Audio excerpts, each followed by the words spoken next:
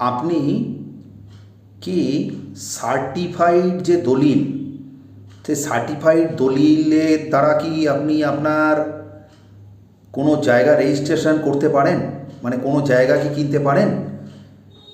ধরুন কোনো এক ব্যক্তির কাছ থেকে আপনি সার্টিফাইড দলিল পাচ্ছেন, অরিজিনাল দলিল পাচ্ছেন না।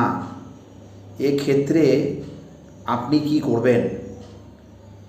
এক্ষেত্রে আপনি যেটা করবেন সেটা হলো, ওনাকে প্রথমেই জিজ্ঞাসা করবেন যে আপনার অরিজিনাল দলিল কোথায়।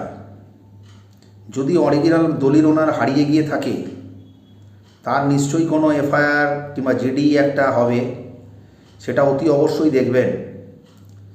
অনেক ব্যক্তি করে কি, অরিজিনাল দলিল দিয়ে জমির এগেনস্টে লোন নিয়ে নেয়, পরবর্তীকালে রেজিস্ট্রি অফিস থেকে গিয়ে একটা সার্টিফাইড কপি বার করে দলিলের, নিয়ে সেই দলিল দেখিয়ে, সার্টিফাইড দলিল দেখিয়ে কিন্তু সেই জমি তারা রেজিস্ট্রি করে টাকা পয়সা নিয়ে নেয়।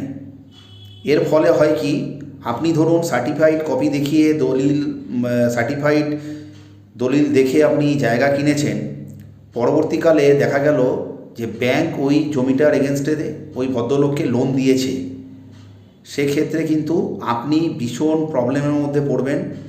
তাই সার্টিফাইড দলিল যে জমিতে আছে, আমি বলবো সেই জমি না কেনাই ভালো।